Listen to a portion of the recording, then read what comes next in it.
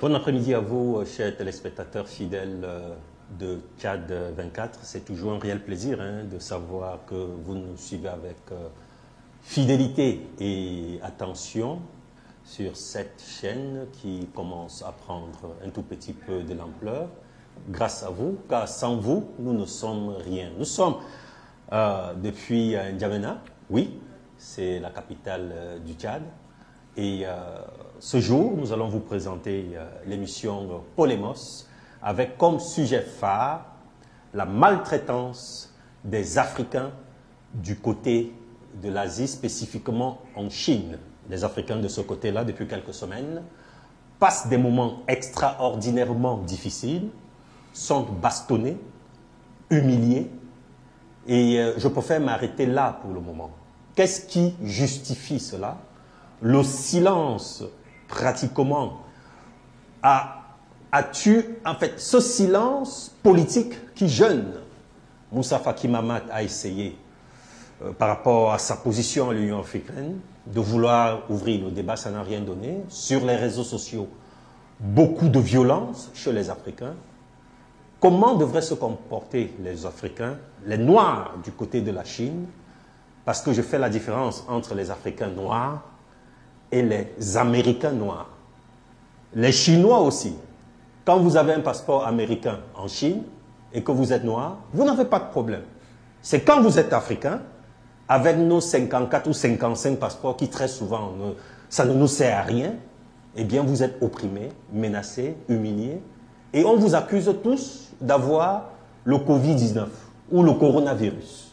Je ne sais pas si ça se lit sur leur front, ou alors c'est à dessein, faille-t-il nécessaire que nous ripostons, ou nous sommes trop attentistes en Afrique. Ce sujet va totalement prendre en phase sur Tchad 24, l'émission de cet après-midi, chers téléspectateurs. C'est important et nous espérons que vous êtes déjà câblés via les réseaux sociaux. Sur ce plateau, pour en débattre, je ne suis pas seul. Merci à Baba Alarassem, il est beaucoup plus enquêteur de droit privé, à qui je dis bonsoir ou bon après-midi sur Tchad 24. Bonsoir mon frère Moubarak. J'espère que ta voix donne du ton et de la résonance. Faille-t-il nécessaire de présenter encore Amat Haroun Lari? Lui, c'est un docteur, etc. Bon, il préfère société civile. Amat Haroun Lari, bon après-midi. Merci, merci Moubarak. Merci une fois de plus d'avoir accepté notre invitation. Merci, nous sommes toujours là pour l'Afrique. Baba Alarassem, qu'est-ce qu'on peut dire comme ça de vif par rapport à ce sujet qui choque? Ce n'est pas la première fois que les Noirs, excusez-moi, j'ai même besoin de dire les nègres, ont des soucis au niveau de la Chine. Or, la coopération entre l'Afrique et la Chine semble être sur de bonnes voies, même si on a constaté qu'il y a près de 90 000 Chinois en Afrique qui n'ont pas de papiers, mais circulent sans problème. Ce n'est pas la réciprocité entre l'Afrique et l'Asie. Qu'est-ce qui se passe exactement? En fait, en toute franchise, je suis franchement sidéré par rapport à cette situation. Ce n'est pas normal que les Africains accueillent des Chinois dans de très bonnes dispositions, pensant avec, n'est-ce pas, des partenariats donnant, ce qu'ils proclament en fait. Exactement. Nous les acceptons chez nous, dans beaucoup de pays africains d'ailleurs. Mais maintenant, quand il s'agit de faire la même chose de leur côté, la réciprocité semble être... ouais. Bien au contraire, il y a que la xénophobie qui est en train de se manifester. Et on traite toujours le noir comme étant une race inférieure. Ça, c'est inacceptable. Et pour cela, moi, je pense que les leaders africains doivent parler, soutenir, comme vous avez bien introduit. Exactement. Dire quelque chose que de rester muet. Absolument. Voilà. Larry? Moi aussi, je suis tellement choqué. Et ça fait mal. Vous avez bien dit, lorsqu'on a les passeports américains, même si on est noir, on est respecté. Et ce n'est même pas en Chine. La plupart des pays asiatiques, ils nous font à chaque temps. Mais beaucoup plus en Chine. En Chine, les Chinois oublient leur histoire. Ils étaient maltraités. les Africains étaient les premiers à être avec les Chinois. Le Cameroun a aidé la Chine lorsqu'ils étaient en difficulté. L'Afrique a toujours été à côté des Chinois. Pour aller dans le sens de Amath Haroun Lahri, lorsque le Covid en décembre a déclenché en Chine, la Guinée équatoriale a donné à la Chine pratiquement 1 million de dollars pour aider la Chine à pouvoir mieux essayer de juguler cette maladie qui actuellement est en train de dominer le monde. Merci Lahri. Et la même chose, à part les Guinées équatoriales, les autres pays africains n'ont pas laissé la Chine. Bien sûr. Lorsque les maladies ont commencé, lorsque les autres disent que c'est les maladies des jaunes, c'est les maladies des Chinois. Lorsque les Européens ont commencé à former les frontières, les Africains n'ont pas fait. Les Chinois, malgré le coronavirus, ils entraient en Afrique. Et on les respectait. Mais bizarrement, du coup, ils ont commencé à attaquer les Africains. Par contre, il n'y a aucun Africain qui a contaminé les autres à travers le monde. Mais on nous fait qu'amener. Et même lorsque le corona a commencé en Afrique, aucun pays africain a dit que les Chinois nous ont amenés. On sait que c'est les Français, c'est les Italiens qui ont amené en Afrique. Et nous, les Chinois, on était bien avec nos frères chinois. Mais ce qui nous fait comme ça, pourquoi? Parce que vous avez bien dit, on a 54 passeports. Et donc, nous ne sommes pas unis. C'est pourquoi nous sommes vulnérables. Nous ne sommes pas unis, c'est pourquoi n'importe quel pays à travers le monde commence à nous manquer de notre gueule. Je suis désolé. Les Chinois aujourd'hui, leur économie est en deuxième économie mondiale et la première commerciale à travers le monde. Voilà. Et c'est l'Afrique qui fournit à la Chine tout. L'Afrique a été et est toujours à côté des Chinois, malgré que les autres ne veulent pas. Mais aujourd'hui, ça nous fait mal parce qu'aucun pays africain, comme vous avez bien dit, n'a osé le ton à part Moussa Faki. Et il faut aussi comprendre nos chefs d'État, malgré que les autres refusent de nous aider, les Chinois ils donnent de l'argent. Et nous, on a beaucoup prêté des Chinois. Et celui qui te donne, tu ne peux pas oser. Et donc, il est urgent pour les dirigeants africains de revoir notre politique avec la Chine. Si réellement c'est gagnant-gagnant, il faut aussi le respect mutuel. Parce qu'aujourd'hui, vous trouvez les Chinois qui vendent aussi les beignets à Douala. Vous les trouvez faire n'importe quoi, ils mangent les ânes comme ils veulent au Tchad. Et donc, ils sont partout, on les respecte, on travaille avec eux. Et pourquoi ils ne veulent pas faire chez eux là-bas aux autres Africains? C'était tout simplement l'entrée en matière. De suite, on va rentrer en vif dans l'émission. Merci à Lahri. Merci à Amath Haroun Lahri, comme je le disais tantôt, à Baba, à l'ARASEM d'avoir accepté cette invitation sur Tchad 24 cet après-midi. Nous sommes en direct dans le bouquet Ilnet et bien entendu sur les réseaux sociaux. C'est un réel plaisir, chers téléspectateurs, de savoir que vous êtes avec nous. Vous pouvez partager, si vous êtes sur les réseaux sociaux, notamment Facebook, en direct vos commentaires et si c'est possible ou plausible, nous allons vous répondre. Je demande à la réalisation de permettre à Luc Michel de saluer les téléspectateurs globaux de Tchad 24 et après nous allons revenir sur le plateau pour passer à l'élément Uno. A tout de suite.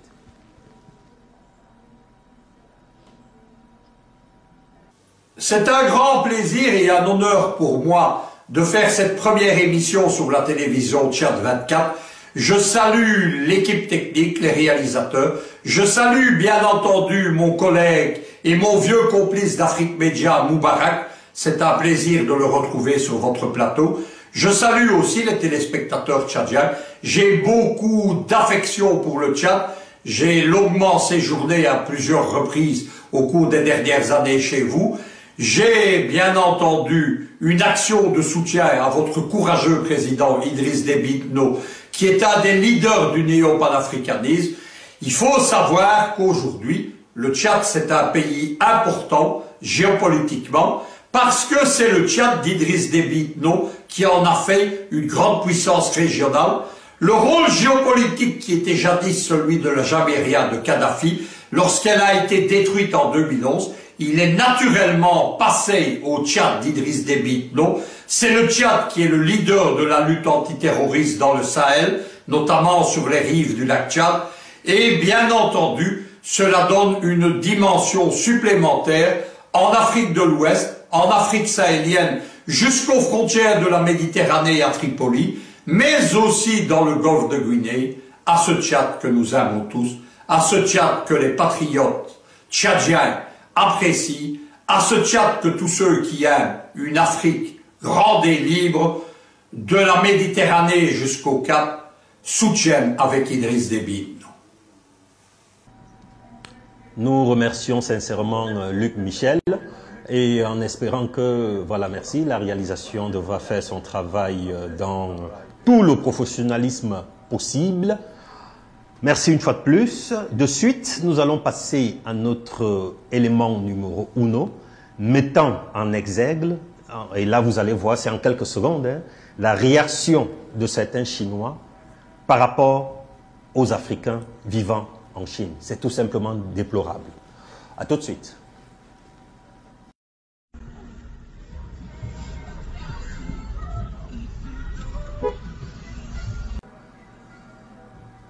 Merci à la réalisation. Je ne sais pas, vraiment, c'est terrible. Baba Al-Rassem, on voit de suite des Chinois qui n'ont même pas ordre ou force de loi, parce que policiers, militaires ou gendarmes, arrêter à la rue les Africains, les menotter et les conduire, on ne sait dans quelle destination. C'est visible. Qu'est-ce qui se passe? Qu'est-ce qui peut expliquer ça? L'image est très parlante et l'image est choquante. Lorsqu'on voit des Noirs, des Africains être ligotés, attachés et envoyés je ne sais où, ça veut dire qu'il y a une situation qui doit choquer l'Afrique et ça doit révolter même l'Afrique. Comme je disais tantôt, je pense qu'on va réfléchir à 2 fois pour pouvoir revoir nos relations avec la Chine. Exactement. Parce qu'on pensait qu'avec la Chine, les Africains allaient développer, n'est-ce pas, ces partenariats, ces travail, pouvant, n'est-ce pas, galvaniser l'économie africaine. Mais si tel est le cas, on traite les Africains comme des chiens, sous prétexte... Comme des moins que rien. 19. En fait, le Covid-19, tout le monde le sait. Le Covid-19 est né le 19 décembre dans la ville de Wuhan. Et avant cela, ça a été caché. La ville de Wuhan, je voulais préciser, n'est pas en Afrique. Voilà, c'est en Chine. C'est en Chine. Et d'ailleurs, c'est bien avant ça, selon mes recherches, le 27 novembre 2019, ils savaient déjà. Les scientifiques chinois savaient. Les médecins chinois savaient. Et, le comité de pilotage scientifique chinois savait l'existence du Covid-19. Certains ont même alerté. Excusez-moi, Baba. Voilà. Et ceux qui ont lancé l'alerte ont été freinés par la machine répressive en Chine. En tout cas, c'est interne, c'est pour dire que les Africains n'ont strictement rien à voir. Voilà. Merci, Baba. Continue le développement. Alors, le 20 janvier 2020, l'OMS déclare donc ouvertement que le Covid-19 est retrouvé et en Chine, dans la ville de Wuhan. Ça veut dire quoi? Ça veut dire que les Africains n'ont rien à voir avec cela. Alors, si cette xénophobie arrive en Chine, où on va maltraiter les Africains, on va les ligoter, on va les amener je ne sais où, pour les traiter de la sorte, je pense que les leaders africains doivent frapper sur le point. Devraient fortement et même violemment réagir. Nous le croyons dur comme fer, dans l'optique de sauver leurs compatriotes, même si, comme disait Ahmad Haroun Lari, vraiment cela est gênant de le dire, nos micro-États ne nous donnent pas assez de points et d'appoint pour accompagner souvent nos propos. Nous sommes clairsemés en 54, 55. Je ne trouve pas souvent de mots pour... Vraiment, ça me fait plus mal. Ça me fait plus mal tout simplement parce que jusqu'à nos jours, nous ne sommes pas conscients. Parce que lorsque cette histoire a commencé en Chine, comme Baba bien l'a souligné, les Européens cherchaient leurs ressortissants. Même au Tchad, ici, l'ambassade a fait des communiqués parce qu'on a 30 Tchadiens à Wuhan. Il dit non, les Tchadiens doivent rester parce qu'ils sont bien. Et ils ont demandé leur évacuation. Nos chefs d'État, ils ont dit non, la Chine c'est un pays frère. Il va protéger aussi nos populations. Et nos dirigeants ont fait tout pour qu'on ne discrimine pas les Chinois en Afrique. Et c'est que les Africains ont bien fait. Mais on constate qu'après quelques temps, lorsque le virus que M. Trump, le président Trump a appelé chinois, a pris tout le monde, et plus particulièrement l'Afrique, qu'on commence à souffrir, ils commencent à attaquer les Africains injustement, ce qui était chez eux.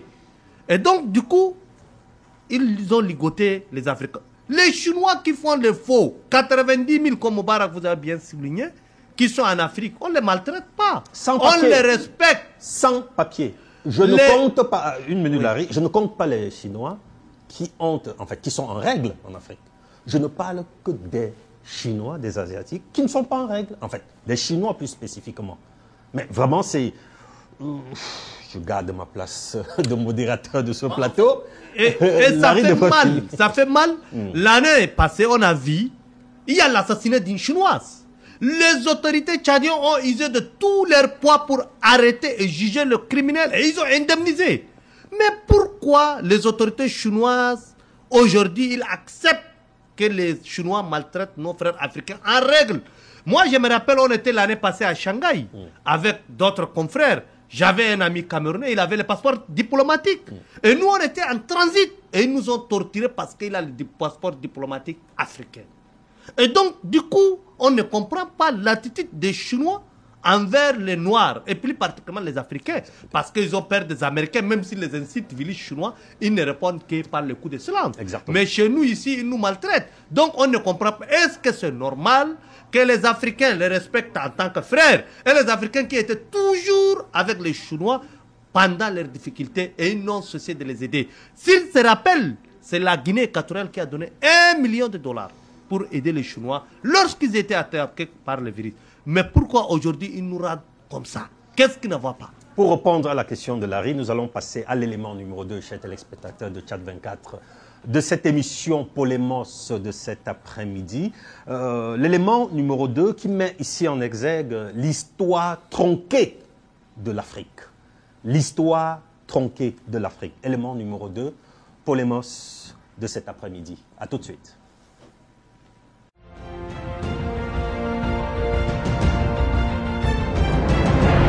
Nos ancêtres, c'était des nationalistes, c'était des combattants, c'est des gens qui ont combattu pour notre indépendance, ce n'étaient pas des esclaves. Mais le problème qui se pose, c'est que qu'est-ce que nous, on nous enseigne à l'école? On enseigne quoi à nos enfants?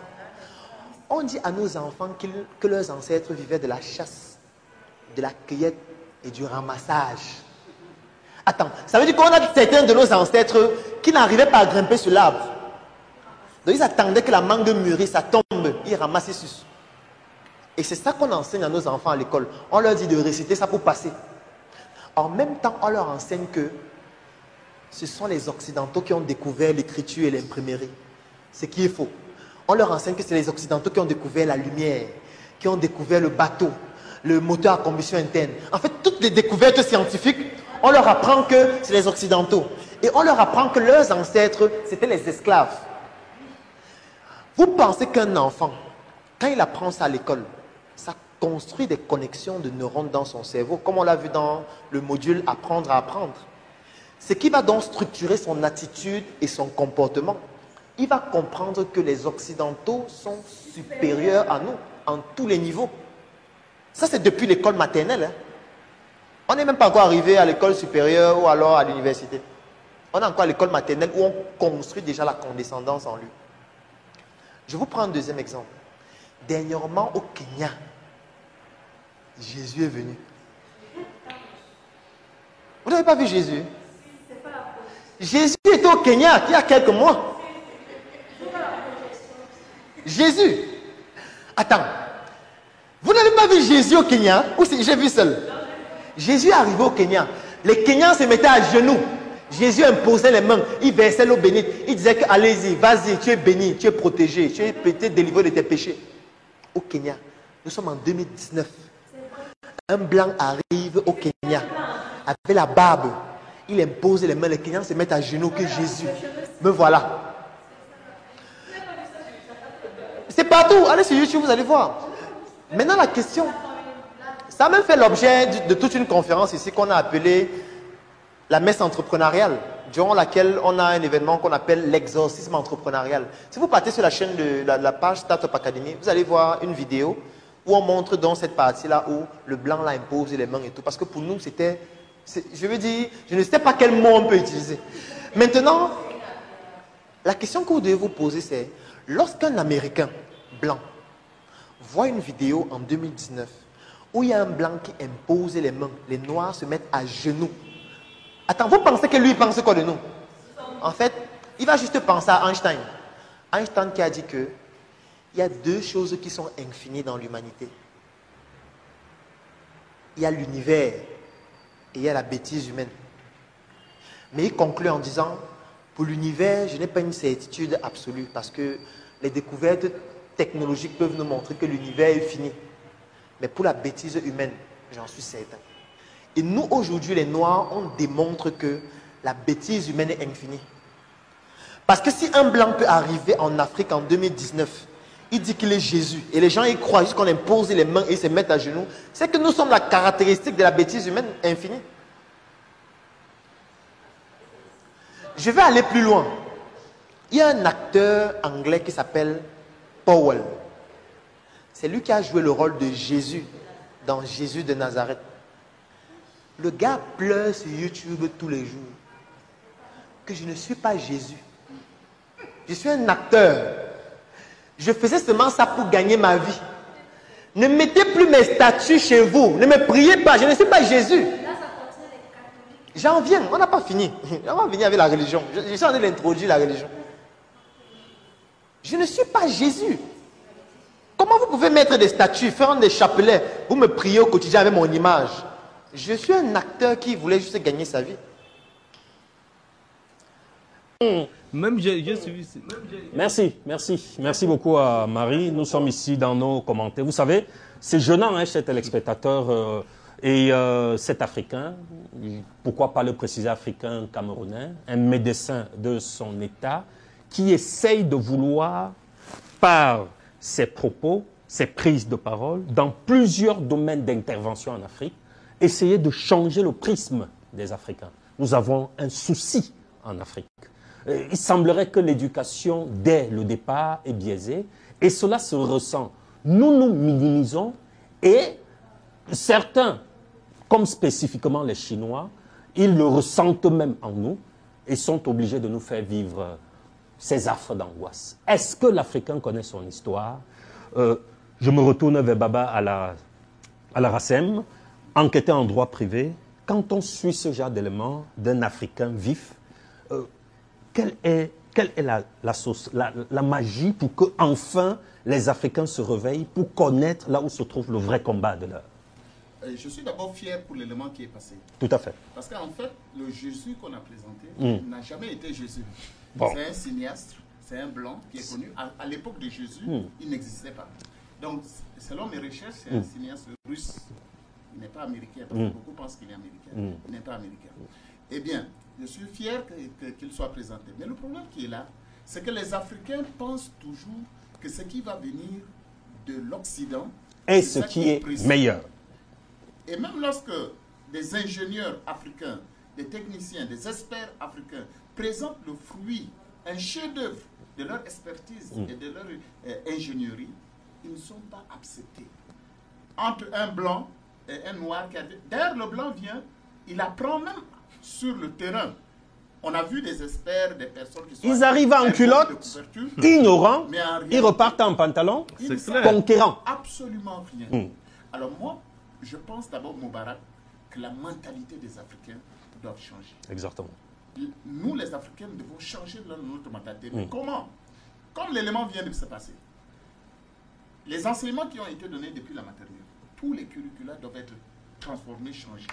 Une parenthèse, dans le domaine historique, on nous enseigne des choses de Hitler, Première Guerre mondiale, Charlemagne, le grand conquérant.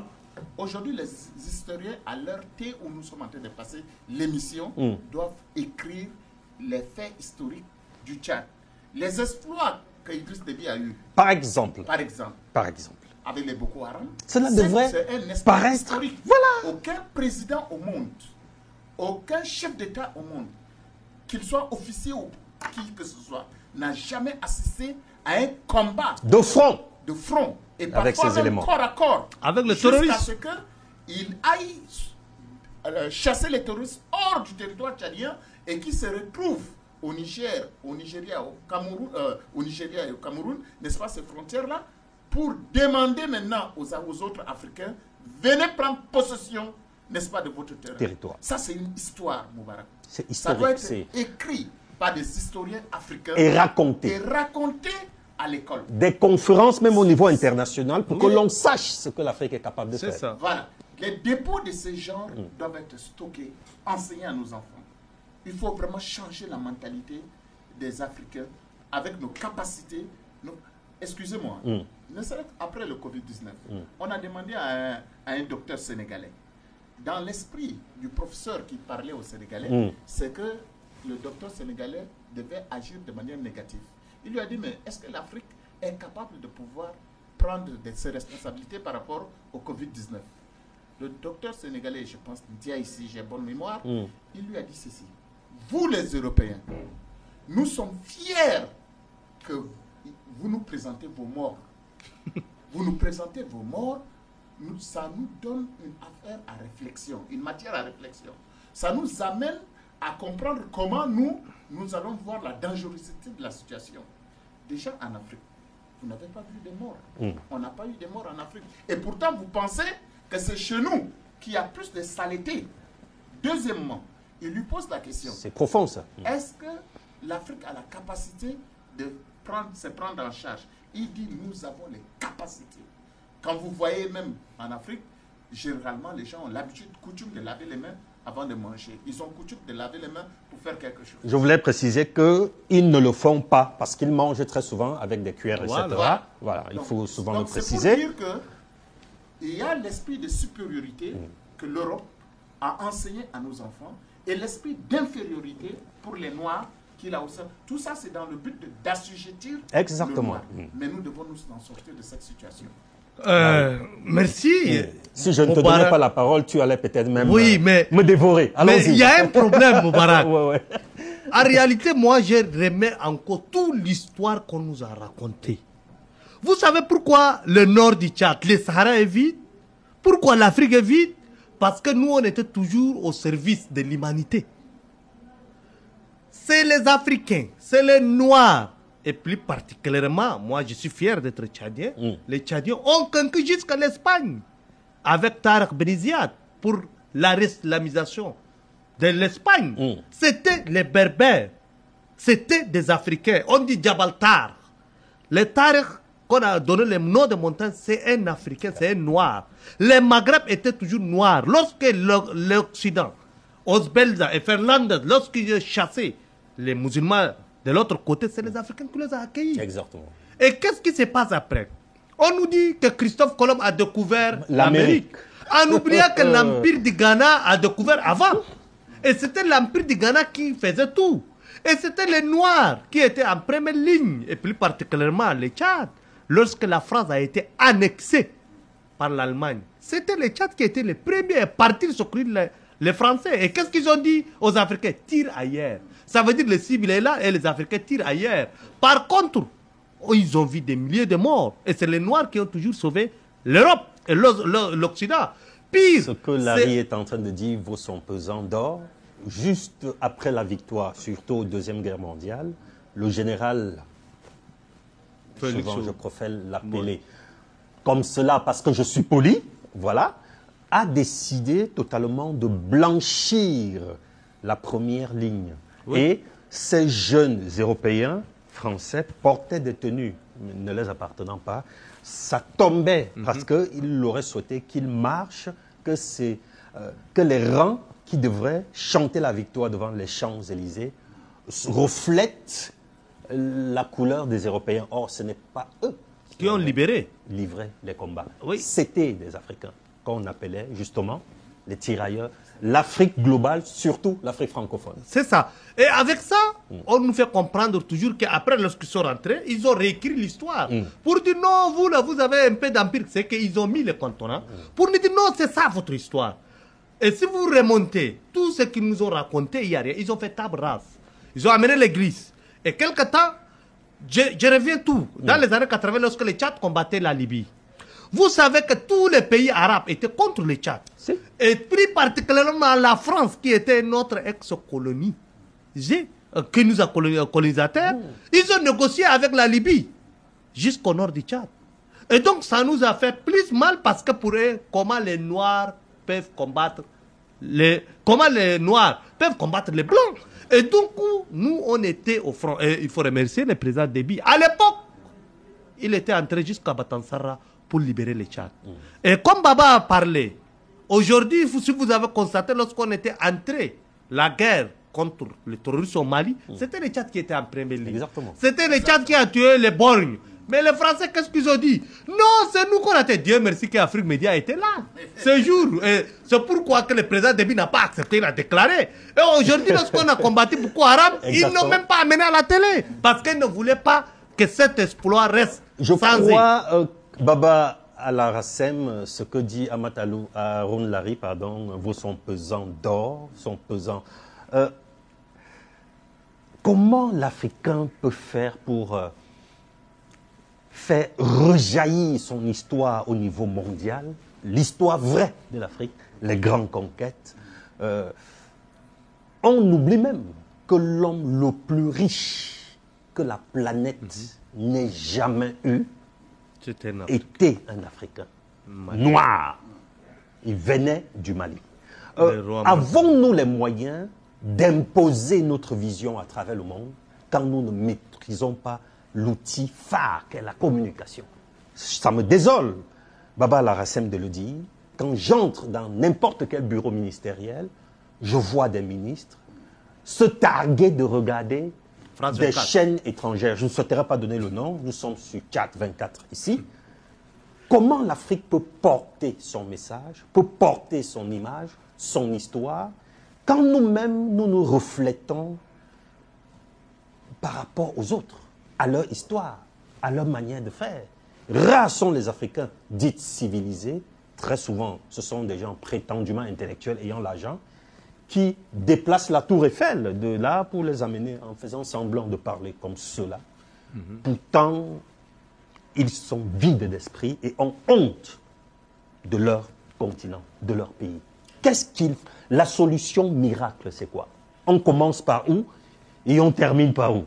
Mon frère Moubarak, je t'appelle frère parce que pour moi, il n'y a pas de frontières. Comme disait Faki Mahamat, le Tchad est mon village, son village, exactement. Et l'Afrique est mon pays. Exactement. Et je suis d'accord avec cet avis. Pour moi, les Ghanéens, les Camerounais, les Nigériens, les Algériens, les Sud-Africains, les Mozambicains, les Centrafricains, etc. sont mes frères. Exactement. Mon frère Moubarak, je viens donc. Lorsque France 24, pardon, Africa Media existait, France 24... Non, Afrique Média existe, hein. C'est pas que ça existait, c'est comme si... Sur les chaînes, j'allais dire sur le bouquet. Oui. Je vois. Je vois là où Baba Al-Rassem nous amène. Oui, oui, je suis le débat maintenant. Eh bien, les Occidentaux ont compris la dangerosité de la situation. Parce que la mémoire africaine est en train d'être réveillée. Bien sûr. Les gens ont compris c'est que si l'africanisme, le panafricanisme, l'esprit du panafricanisme est en train de se développer. Par conséquent, il faut arrêter ça. Exactement. Première stratégie. Mais moi, je pense que nous sommes sur Tchad 24. Nous sommes sur Tchad 24. Et Tchad 24 va réveiller Africa Media. Et Africa Media va réveiller le monde média. Pourquoi je dis ça? Le travail que nous sommes en train de faire en ce moment, et j'ose croire que beaucoup des internautes sont en train de nous suivre dans le monde entier, ce travail-là est certes souterrain, mais quels qu'en soient les appareils, la technologie et tout ce qu'on fera comme oppression, comme disait Mandela, l'on ne peut jamais faire éteindre une vision. On peut emprisonner un homme, mais on ne peut pas éteindre une vision. On ne cache pas la lumière du soleil. Ce n'est pas possible. Par conséquent, lorsque ce travail, les Africains comprendront, lorsque les leaders africains vont se donner la main d'association derrière des présidents tels qu'Idriss Déby, Obiang Nguema, IBK, et les autres, bref, et les autres, qui épousent, n'est-ce pas, cette vision, vision-là, en rappelant qu'ils ont tué beaucoup d'héros africains pour que justement puisse prospérer comme la ça, division de l'Afrique. Donc, tous ceux qui prônent le panafricanisme ont été éliminés, sèchement étouffés. Mais en réalité, les Africains vont se réveiller certainement, très certainement, vont s'accaparer de leur identité, vont s'unir, unir leurs forces, unir leur économie, unir leur pensée, leur connaissance. En ce jour-là, les situations vont être renversées. Pour conclure, et je chute, quand vous voyez même la carte du monde, les Européens, ceux qui ont fait la carte, ont fait selon leur esprit. C'est clair. Mais en réalité, cette carte n'est pas comme ça. Qui vous a dit que l'Afrique aujourd'hui prend 1/5 des terres? Elle est quand même grande, l'Afrique. L'Afrique avale l'Europe. L'Afrique avale les États. L'Afrique avale... C'est le continent... se retrouve en Afrique. Exactement. Un tiers de la population jeune, n'est-ce pas, de la jeunesse, se retrouve en Afrique. Donc tout devrait être fait pour que l'Afrique constitue une force et non le contraire. Mais, mon frère Moubarak, pour chuter, je suis certain et très certain que les Africains vont se réveiller et pendant ce temps, ils vont récupérer leur place. Il est temps, il est vraiment temps que cela arrive rapidement pour que ce genre d'image d'humiliation à outrance, l'humiliation qui vous pousse même à pouvoir réagir, c'est là l'élément numéro 3, chers téléspectateurs de Tchad 24, par rapport à l'émission Polemos. Comment devrions-nous réagir? Est-il toujours possible, plausible de rester passif sans rien faire quand ça nous touche au plus profond de nos âmes? Vous êtes en santé, vous êtes en règle, vous êtes chez vous, certains en Chine pour des études, beaucoup développent là-bas des affaires, et on vous arrête, on vous humilie, parce que vous êtes noir. C'est difficile à entendre, mais c'est le cas actuellement en Chine de nos frères africains. L'Afrique globale, du sud du Cap, en Afrique du Sud, au nord du Maroc, en passant par Fès, de l'est à l'ouest de l'Afrique, plus de 30 millions de kilomètres carrés. C'est de ça que je parle. Qu'est-ce qu'il faille faire pour que ce vaste continent, qui était la toute première puissance du monde, quand je le dis, certains peuvent bondir de leur chaise. Sachez que ce que nous disons, nous pesons et nous saupoudrons ces propos, ce qui n'est que réalité et l'évidence. Malheureusement, nous n'avons pas écrit l'histoire, hein. Ce sont les autres qui le font pour nous. Alors l'élément numéro 3 va essayer de vous planter le décor pour vous demander à chaque Africain quel comportement. Vous allez même d'ailleurs rapidement connaître le visage. A tout de suite, l'élément numéro 3 dans le cadre de Polemos de cet après-midi. Il y a un temps pour tout dans la vie. Hein? Il y a un temps pour tout. Il y a un temps pour prier, il y a un temps pour être généreux, il y a un temps pour être gentil. Et il y a un temps pour faire la guerre. Oui, il y a un temps pour faire la guerre. Pour équilibrer la vie, il y a un temps pour faire la guerre. Je ne sais pas si vous êtes au courant, mais savez-vous que des Africains comme vous, vos frères, vos sœurs, vos cousines peut-être, vos nièces, vos enfants, sont actuellement opprimés, oppressés en Chine? Ils sont accusés de propager le coronavirus. They keep chasing us around. Everywhere we go, we cannot spend up to 3 hours to 2 hours in one place. They will start chasing us around. We don't have house, we don't have food, we don't have anywhere to go. Enfin, le virus de Wuhan, il faudrait appeler chaque chose en son nom. L'Ebola a commencé, ça s'appelle Ebola parce que ça a commencé vers la rivière Ebola. Le virus de Wuhan, c'est le virus de Wuhan. Ça a commencé en Chine, on va appeler ça virus de Wuhan. Des hommes, des femmes, des enfants africains comme vous, des vieillards, ont passé la nuit dehors parce qu'ils sont accusés de proliférer le virus chinois. Ils sont discriminés, mis à l'écart, agressés, offensés, incarcérés s'ils résistent par le gouvernement chinois. La police chinoise, la police ne peut pas se permettre de faire certaines choses à ce point sans que le gouvernement n'en soit au courant. Le moment est arrivé où il faut réagir. Il faut réagir. Les Chinois par contre vivent très bien chez nous. Il y en a qui vivent, on voit dans beaucoup de pays qui se sont établis comme des gens qui sont acceptés dans nos communautés. We don't know where they are taking us to. We have been in quarantine for 14 days now. We don't know where they are taking us to. Everybody's here. Everybody's here at this hotel. Jusqu'à quand l'Africain sera rejeté, insulté, oppressé, opprimé par tout le monde, sans qu'il ne réagisse, sans qu'il ne dise quelque chose en retour? No, come, we wait.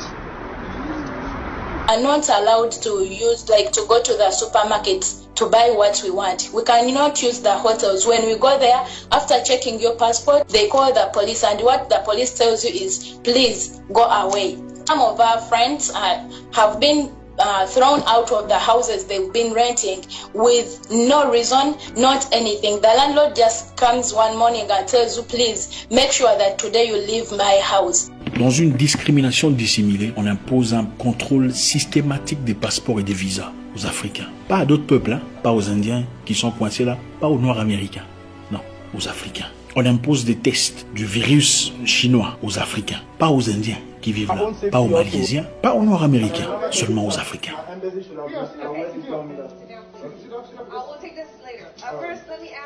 Au moment où je vous parle, les hôtels en Chine chassent les Africains comme des gens méprisables, de la racaille, la vermine, insupportable. À croire qu'il y a à peine quelques semaines, en guise de solidarité, de générosité, d'amitié, le Kenya a laissé un avion atterrir venant de Chine avec 250 passagers chinois à qui il a été demandé d'être mis en quarantaine par eux-mêmes, sans supervision.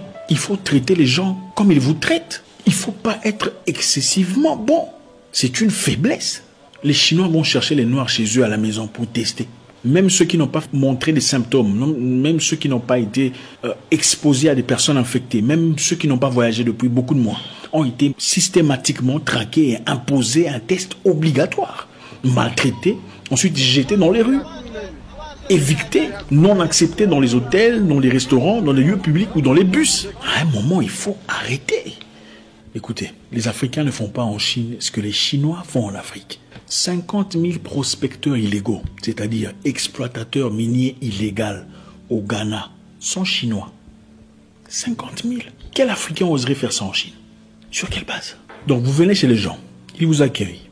Vous restez quelquefois sans visa, sans difficulté, sans problème. En tout cas, les Africains généralement n'ont pas des problèmes de xénophobie, en tout cas pas comme ailleurs. Et puis après, vous vous dites, bon, ça va, je suis chez moi. Désormais, je vais aller chercher de l'or. Ok. De l'autre côté, il y a un village, il y a de l'or, je vais me servir.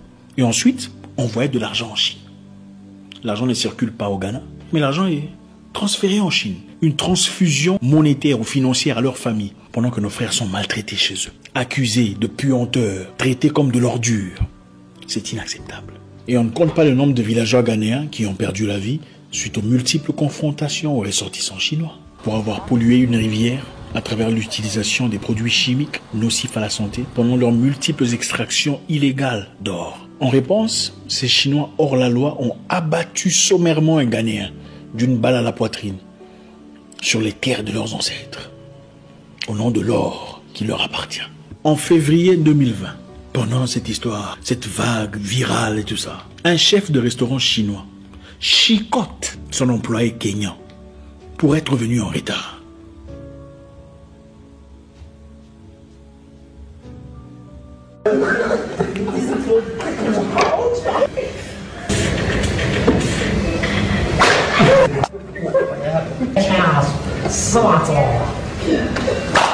Comment voulez-vous qu'on nous respecte?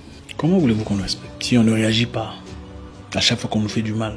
Si on bat votre femme, vous ne réagirez pas parce que vous avez peur. Si on tape sur votre enfant, le cadet ou la cadette, vous dites qu'on vous tape aussi parce que vous êtes croyant.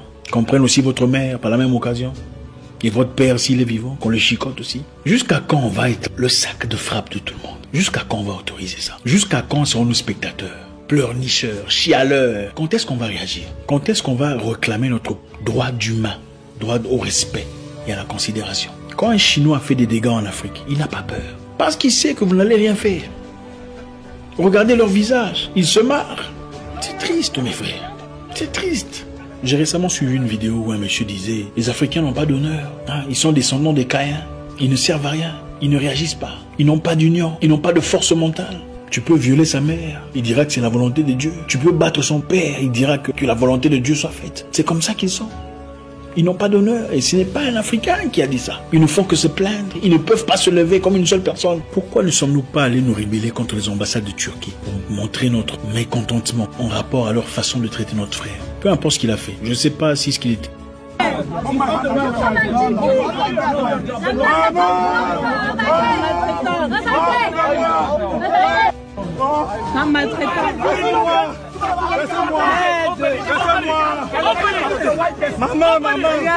L'égalité, peu importe. Même quand on est dans l'illégalité, on ne traite pas un Américain comme ça.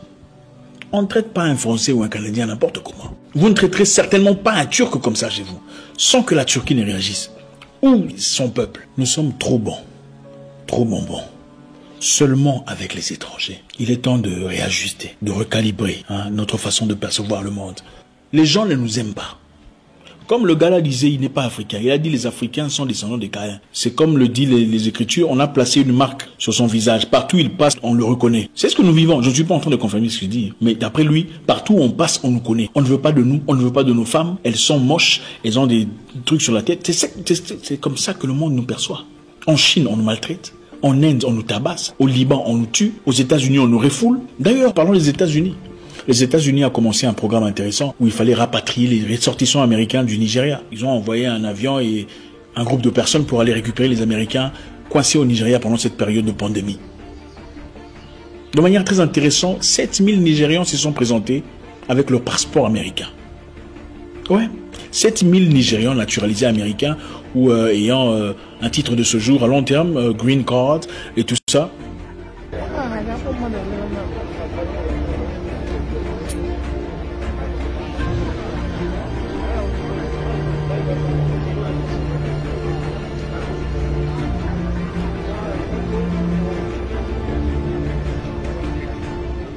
Et vous savez ce qui s'est passé après? On a changé d'avis. Ils ont directement annulé l'histoire. Voilà, on a annulé l'histoire. Parce qu'il y avait 7000 Nigérians américains. Il y avait plus de Nigérians américains que des Américains américains. Alors on a annulé carrément l'histoire. Maintenant, on vient récupérer des gens sporadiquement. C'est-à-dire, on vient, celui-là est malade, il doit rentrer d'urgence. On le récupère. Il est temps de se réveiller, frère. Il est temps de regarder les choses en face. Il y a aujourd'hui 1 million de Chinois vivant sur les terres africaines. Beaucoup sans passeport, sans visa, sans légalité. Beaucoup sont traités comme des rois, comme des boss, comme des patrons, comme des chefs. Beaucoup se permettent de chicoter nos frères sur leur terre. Vous pensez qu'ils comptent rentrer en Chine? De 2010 à 2013, la Chine a offert un financement conséquent à l'île de Tonga. Après quelques temps d'opération, après qu'ils aient été incapables de rembourser l'argent, on leur a demandé 44% de leur PIB. Vous pensez que la Chine est en Afrique par générosité, par gentillesse, parce qu'on aime les petits noirs? Je ne demande à personne d'aller tuer un Chinois ou d'aller maltraiter un Libanais ou un Indien. Je demande à ce que nous apprenions à nous faire respecter, à traiter les autres avec réciprocité, avec égalité, avec cohérence d'esprit, sans émotion, sans sentiment. Personne n'est plus important que personne. Nous sommes tous égaux. Mais pour faire respecter cette loi, il faut commencer à se comporter en égaux. C'est dit avec beaucoup de précision, avec beaucoup d'élégance, avec beaucoup d'éloquence.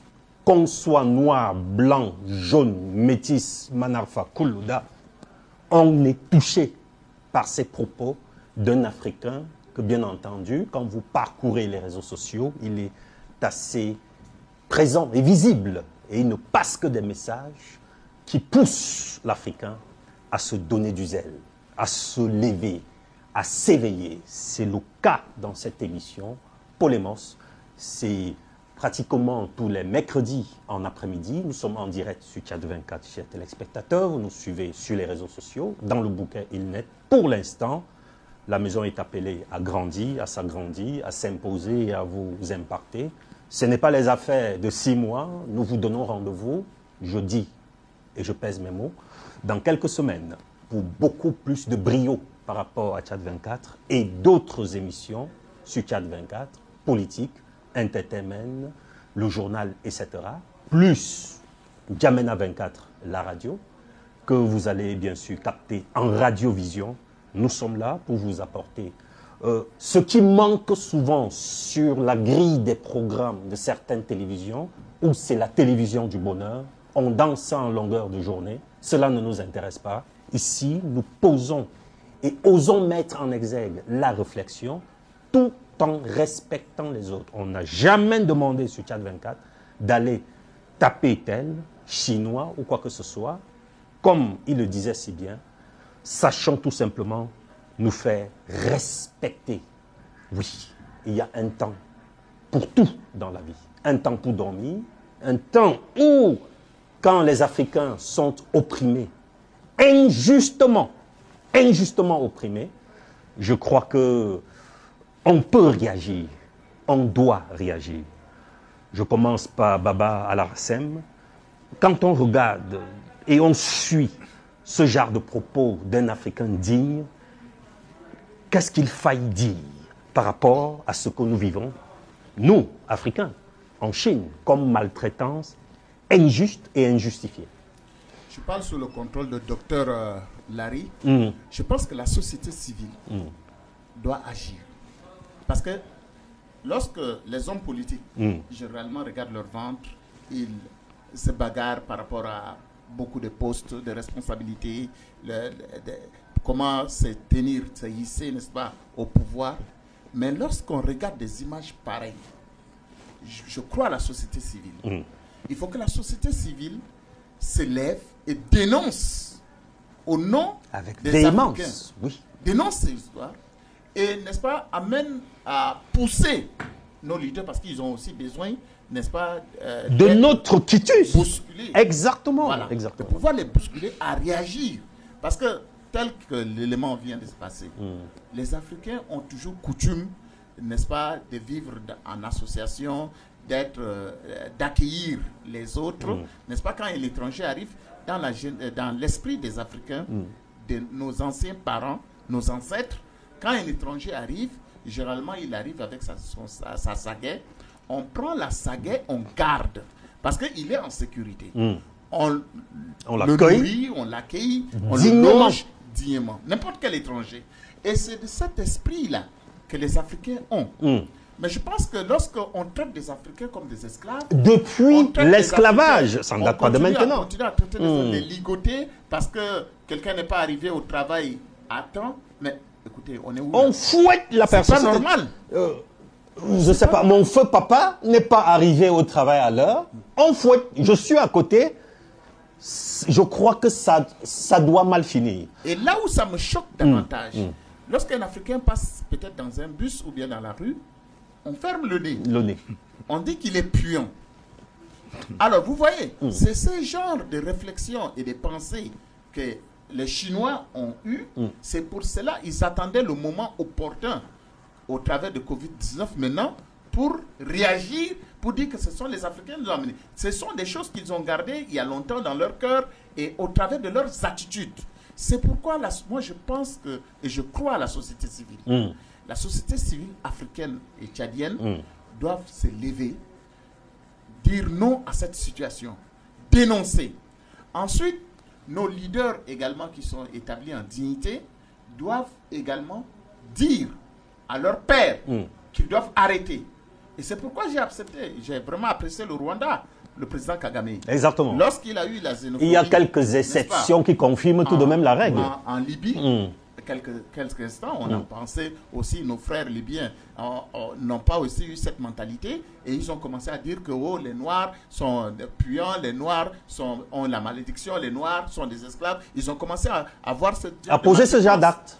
Le président Kagame a demandé qu'on l'envoie, tous ceux qui sont en Libye, qu'ils viennent s'installer au Rwanda, prendre la nationalité rwandaise, ils s'occupent d'eux. C'est ça le genre de leadership dont nous avons besoin.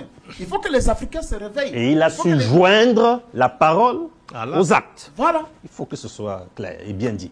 Merci beaucoup à Baba Al-Hassem. Ne pas donner la parole à Dr Amata Larry. Bon, ton avis par rapport à ces genres d'images? Ça fait mal. Je ne trouve pas de qualificatif. Ça fait mal. C'est pourquoi moi j'ai dit il faut la réciprocité.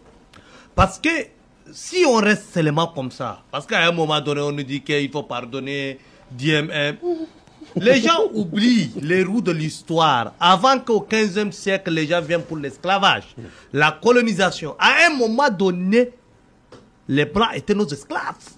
En Égypte, c'est que les gens oublient. Bien sûr. Jusqu'à nos jours, en Inde, il y a un territoire plus que l'Europe, que les Noirs sont là. Ils naissent pas la civilisation. D'autres personnes entrées jusqu'à nos jours. Aux États-Unis, jusqu'à nos jours, il y a des Noirs qui sont dans leur coin. Ils ne veulent pas se mélanger avec les gens. Et donc, si aujourd'hui les Chinois commence à nous faire ça, c'est parce qu'à un moment donné, nous on a lâché. Nous on a lâché et les Chinois oublient, parce que dans leurs difficultés, c'est toujours les Africains qui étaient avec eux. Je suis parfaitement d'accord avec vous, Baba, lorsque vous dites qu'il faut que la société civile, la société civile, c'est les acteurs de mise sur l'agenda politique. Pour que les gouvernants prennent des décisions, il faut que la société civile réagisse. Et si la société civile réagisse, et les médias comme nous ici, on sensibilise les dirigeants, c'est là où ils vont se réveiller. Je me rappelle, Larry, pour ajouter de l'eau à ton moulin, quand ce pays, pourquoi pas le dire, la France, a décidé de sortir de l'action, de l'actionnariat pour empêcher au Tchad de produire le pétrole, j'ai vu la société civile réagir, ce qui a donné la force au président de la République de pouvoir contre-attaquer et de réussir la géostratégie politique à faire couler le pétrole de Doba. C'est toujours la société civile qui doit pousser et porter l'événement. Et c'est pourquoi moi j'ai dit à nos dirigeants, parce que la société civile c'est la seule arme. Aujourd'hui, tous les pays, on dit non, les dirigeants tels, Idriss Déby est dictateur, Paul Biya est dictateur. Tout simplement parce qu'on paye certaines organisations de la société civile. Et normalement, la société civile doit être avec nos États. Les ministères des Affaires étrangères africains ne doivent pas laisser les acteurs de la société civile sortir en désordre de leur pays. On doit contrôler, organiser, structurer, et leur booster même intelligemment sur le panafricanisme pour que quand ils sont à l'extérieur, ils défendent nos positions. Exactement. Mais aujourd'hui, ce que font les autres, c'est quoi? Vous ne pouvez pas trouver une organisation de la société civile chinoise, française ou américaine qui vont partir n'importe où, ils disent n'importe quoi. Mais pourquoi nous, on ne s'organise pas? Si on ne s'organise pas, c'est là où les autres nous manquent de respect. Si vous n'êtes pas unis chez vous, on dit souvent que les peuples, les nations sont vainqueurs lorsqu'ils sont unis. Ils sont vaincus et anéantis lorsqu'ils sont divisés. Aujourd'hui, nous, on est 54 États. Dans nos pays, on nous a marcelé par ethnie, par clan, par religion. Et maintenant, nous sommes faibles. Et nos dirigeants ont des difficultés à choisir l'équilibre régional. Qu'est-ce qu'on doit faire? Qu'est-ce que si je fais là, diplomatiquement, la société civile? Donc, ils n'arrivent pas à maîtriser. Et il est urgent pour nous, Africains, de s'unir à l'intérieur. Par exemple, la société civile au Tchad. On peut faire quelque chose avec nos frères du Cameroun, de la République centrafricaine, du Niger. Et si nous, on est unis, on peut dire, écoutez, l'ONU, nous, on n'accepte pas. La Chine, restez tranquille. Nous, ce n'est pas l'État, mais nous, c'est le peuple. Si vous refusez, on va commencer avec la politique de réciprocité. C'est clair. Et nos dirigeants ne font que quoi? Nous diriger. Et si nous, on décide quelque chose, ils ne font qu'à exécuter. Bien sûr. Et c'est à nous d'être derrière nos dirigeants et de dicter ce qu'on veut. Et si nous, on ne soit pas unis derrière nos dirigeants, les petits Chinois commencent à nous manquer de respect. Les Chinois oublient clairement que les Africains étaient toujours fiers et ils sont fiers de l'être. Ils ne sont pas mouches. Si aujourd'hui les Chinois, et ils n'ont pas quelque chose à nous dire, nous on a tout vu. On a vu l'Occident. Et c'est les Chinois que les gens, même les chinoiseries, partout. Et si on refuse leurs déchets, ils vont vendre où? Merci beaucoup, n'est-ce pas, au Dr Amat Haroun Larry, de la société civile, 424. L'élément numéro 4 de cette émission devrait en principe déjà être positionné par Marie, qui réalise cette émission, assistée de Amat, à qui je dis vivement merci. L'élément numéro 4 qui met en exergue un Africain, un panafricaniste de la première heure, bien entendu, tué, et dont les os ont été brûlés dans l'acide pour faire totalement disparaître cette trace, n'est-ce pas, par les colons belges. On est souvent obligé d'appeler chat par chat. Il s'appelle, ou il s'appelait, Patrice Émérite Lumumba. Suivez comment est-ce qu'il avait. Encore dans ces années, il fallait être très courageux pour prendre ce genre de posture dans les discours. Il parlait et ça jeûnait. Vous savez, la vérité blesse. Ils étaient jeûnés. Suivez plutôt l'élément 4 de Polémos sur 424 cet après-midi. A tout de suite.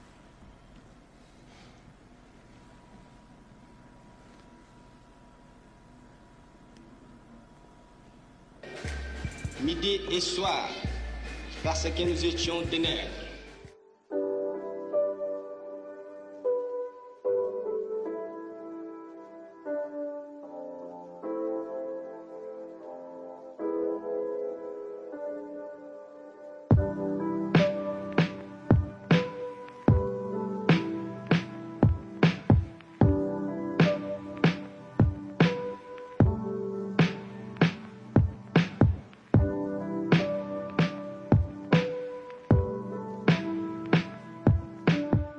Messieurs, l'indépendance du Congo constitue l'aboutissement de l'œuvre conçue par le génie du roi Léopold II, entreprise par lui avec un courage tenace et continuée avec persévérance par la Belgique.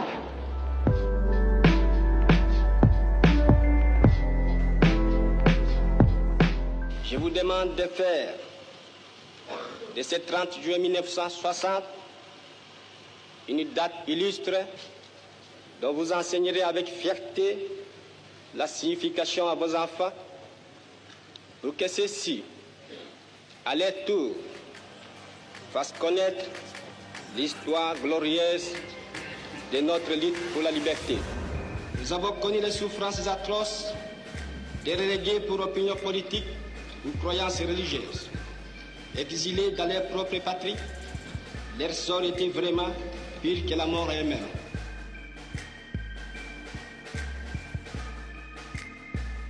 Ensemble, mes frères, mes sœurs, nous allons commencer une nouvelle lutte. Merci. Merci beaucoup à cet élément mettant en exergue un grand combattant que malheureusement on a très vite fait de disparaître. Il était assez audacieux et certains ne supportaient pas ce genre de langage tout simplement parce qu'on s'entend en lui. L'éloquence, il était brillant, il était intelligent et il défendait surtout les Africains. Ici, c'était beaucoup plus, et spécifiquement, chers téléspectateurs, les Africains de la République démocratique du Congo, ex-Zaïre. Alors, je me tourne vers Amat Haroun Larry pour savoir si... est-ce que... Je cherche mes mots parce que je ne souhaiterais pas blesser ni les Chinois, ni les Africains. Oui, c'est pas évident. Nous passons des moments difficiles en Chine et on sent que depuis la genèse de notre histoire, nos héros ont été tués, bâillonnés, humiliés, comme ça se passe actuellement. On n'a pas d'égard pour les Africains. Depuis la genèse des temps. Non, le problème c'est quoi hein? On a commencé lorsque vous avez dit il faut revoir notre système éducatif. Qu'est-ce que nous on enseigne aux Africains? Vous savez qu'il y a des Africains qui ont un peu les teint clair, ils insultent les Noirs. Même en Afrique, par exemple, chez moi, tu trouves un noir... L'Afrique du Nord, ils ne se sentent pas africains. Même tu trouves un noir plus que moi qui me dit que toi, tu es noir parce que tu ne fais pas partie. Donc, tu comprends, on nous a inculqué à un moment donné cet abrace qui a été fait. Tout simplement parce qu'on ne nous enseigne pas ce qui est bien. Parce que nous ne sommes pas fiers. Il faut qu'on nous enseigne la fierté africaine. Nous avons quelle identité? Si vous n'avez pas une identité bien définie, bien construite par vos dirigeants, les autres vont manquer de respect. C'est pourquoi nous, on porte n'importe quel habit. Est-ce que les Chinois vont porter ça? Ils ne vont pas porter. C'est vrai. Nous, on porte n'importe comment. Ils ne vont jamais chercher à nous ressembler. Nous, à chaque temps, on cherche à leur ressembler. Et donc, lorsque tu abandonnes ta propre culture, ta culture, ta propre langue, tu cherches à apprendre la langue des autres. Et tu ne peux pas développer ton pays que lorsque tu as ta propre langue. Aujourd'hui, nos langues nationales, regardez, c'est les langues qui viennent d'ailleurs. Par contre, on a nos langues nationales qui sont là, on dit non, ce sont des dialectes. Des dialectes, oui. Mais c'est quoi une langue? Nous ne sommes pas des barbares, nous on a nos cultures, nos traditions. Et c'est l'histoire riche de l'Afrique. Si nous on refuse d'enseigner à nos enfants notre histoire qui est riche, on a tout. Qu'est-ce que vous voulez que les Chinois enseignent à leurs enfants? Ils enseignent que nous sommes des colonisés, nous sommes des esclaves, nous sommes... Ils vont tout dire. Et comment vous voulez qu'un petit Chinois, lorsqu'il grandit, il a de respect envers nous, tout simplement. On a besoin de revoir nos identités, de revoir notre système éducatif et de revoir notre partenariat. Si on est partenaire, nous sommes égaux. Si on respecte les Chinois, ils doivent nous respecter. Si on respecte les Américains, ils doivent nous respecter. Si un diplomate africain part en Chine, il doit avoir tous les honneurs, comme on le fait ici. Et si ce n'est pas comme ça, ça ne sert à rien de continuer avec coopération. Baba Larassem, ton idée par rapport... Qu'est-ce que tu en dis? Au travers de cet élément, j'ai retenu 2 ou 3 choses. Premièrement, vous voyez, Lumumba demande aux Africains de retenir l'histoire. L'histoire, c'est quoi? C'est que nos parents ont été bafoués. Ils humiliés. Humiliés. Torturés. Torturés. Tués. Voilà. Qu'ils doivent retenir l'histoire. Si. Et pour quelle cause? Pour la cause de la liberté. Ils ont voulu leur liberté. Ça, c'est la première des choses. Deuxièmement, c'est notre identité. Vous voyez, tous les panafricanistes, en passant par Lumumba, vous prenez en Guinée-Conakry, Sékou Touré. Thomas Isidore Sankara. Thomas Sankara. Jusqu'à et ce même, que même Kadhafi. Vous voyez, Kadhafi, parce voilà. que c'est un panafricaniste dans le sang. C'est que la vision de Kadhafi qu'il voulait faire, c'est sa vision qui dérangeait. Voilà. Donc vous voyez, il faut que nous revenons sur notre identité. Sankara, certes, ils ont réussi à le tuer, mais il y a plusieurs millions de Sankara. Leur sang et leurs racines, sont là. leurs sangs sont en train de nourrir les racines. Et voilà, la génération comme pousse. Comme disait le docteur Larry, il faudrait qu'on enseigne d'autres choses à nos enfants. Qu'on les enseigne la véritable histoire de l'Afrique. Et comment l'Afrique aspire à la liberté. Et comment l'Afrique respecte dans le bon sens les étrangers qui sont venus, dans le sens que ça fait partie de nos cultures, de nos valeurs, n'est-ce pas, que nos parents nous ont léguées. Ce n'est pas une faiblesse en soi. Ce n'est pas une question seulement de bassesse ou bien d'infériorité, non. Maintenant, il va falloir que les Africains se lèvent et disent non à ces pratiques. Les Chinois, quand ils sont arrivés chez nous, vous voyez par exemple au Cameroun, dans la région de Lagdo, ils sont arrivés avec un barrage hydraulique. Et ce barrage-là, ils ont construit des campements. Les ouvriers camerounais africains qui travaillaient, n'est-ce pas, dans ce barrage, ont appris le chinois. Oui. On disait toujours, je me rappelle, on disait ni han pour dire bonjour, ni cho chama. Ce qui veut dire que peut-être Baba également est passé par là. Je suis passé par là. Je suis passé par le Cameroun, je suis passé par le Ghana, en Afrique de l'Ouest. Voilà un vrai panafricain. C'est pourquoi je dis ce que je vis. Exactement. Eh bien, quand nous regardons ici au Tchad, les Tchadiens qui travaillent avec les Chinois ont appris, ils viennent, ils ne parlent pas français, s'il vous plaît. Si. Mais ils les apprennent, n'est-ce pas, à parler français. Et en plus de cela, eux, ils apprennent le chinois. Il ne faudrait pas que les Chinois s'en foutent, n'est-ce pas, des Africains pour les maltraiter de cette manière. C'est pourquoi nous disons non. Nous disons qu'il faut que cela s'arrête. Et pour que cela s'arrête, il va falloir aussi, comme disait le docteur Larry, qu'on revoie, n'est-ce pas, ce partenariat. Si ce partenariat va nous amener, n'est-ce pas, à cette humiliation, il faut que cela soit arrêté. Vous savez, une fois, lorsque le consortium du pétrole a voulu dire aux Tchadiens que, bon, si vous ne gardez notamment pas les Français, Elf, pour la exactement. génération future, eh bien, nous, on ne va pas vous donner votre argent. Le président Déby a dit non, ça ne va pas se passer comme ça. Il a tapé la main sur la table et ils sont revenus à la table de négociation. En disant que la génération actuelle a des problèmes. À la table de négociation. Nous avons besoin des leaders comme le président Idriss Déby, des leaders comme Obiang Nguema, des leaders comme Paul Biya, qu'on pense qu'ils sont des dictateurs, mais en réalité, c'est l'esprit du panafricanisme, n'est-ce pas, qu'il faut récupérer les valeurs des Africains et leur donner, n'est-ce pas, leur position, n'est-ce pas, leur place sur l'échiquier mondial.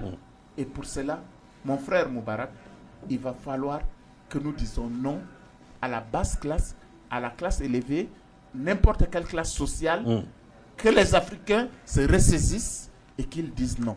L'élément numéro 5 va dans ce sens-là, chers téléspectateurs de Tchad 24, dans le cadre de l'émission Polémos.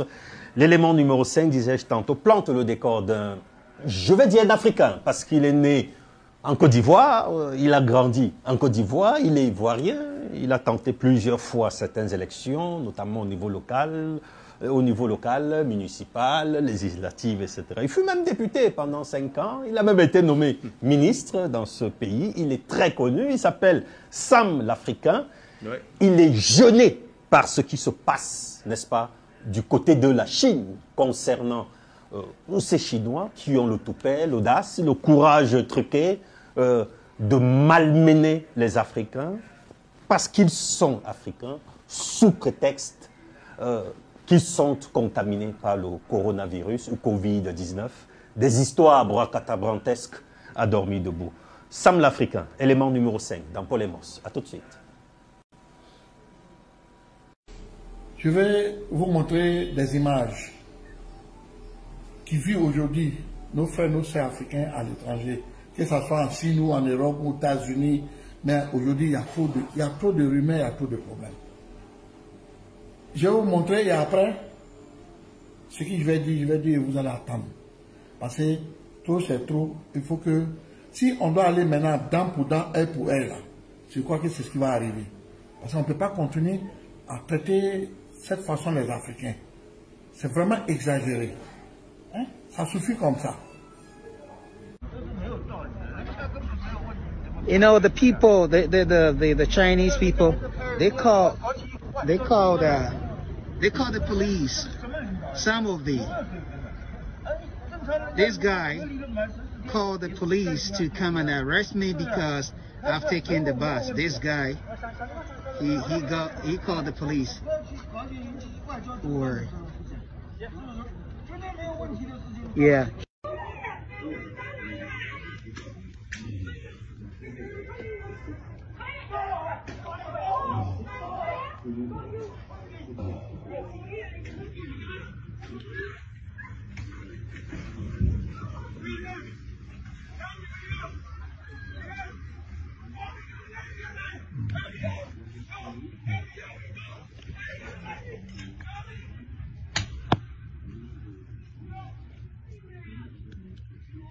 This is crazy, bro.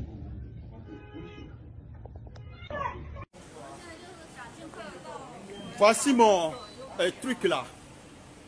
Passeport. Mon visa est à jour. Tout. Je suis togolais 100%. Je vis en Chine. Je suis un businessman. Maintenant, la police m'arrête. J'ai fait tout. Le test. Je suis togolais vivant en Chine. Mon visa est à jour. J'ai fait le test de Covid-19. Je suis négatif. Maintenant, la police ne veut pas que je sorte. Maintenant, mon propriétaire m'a fait sortir de la maison. Je n'ai rien dit. Maintenant, la police ne veut pas que je bouge. Il est ici. J'ai fait appel à mon ambassade. Ils veulent parler. Ils refusent de prendre l'appel. C'est ça la Chine pour les blacks.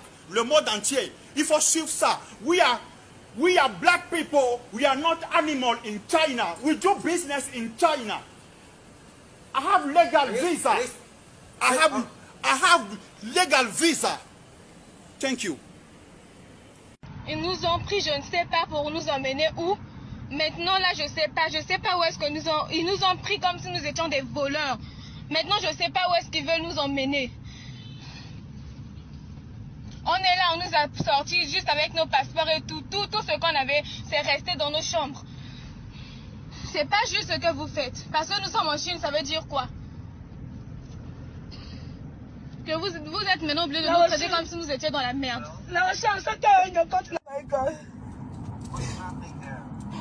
don't know. We don't even know where they are taking us now, Chine. We don't take you Chine. Yeah, I thought you know what I Chine. Hello? Daniel.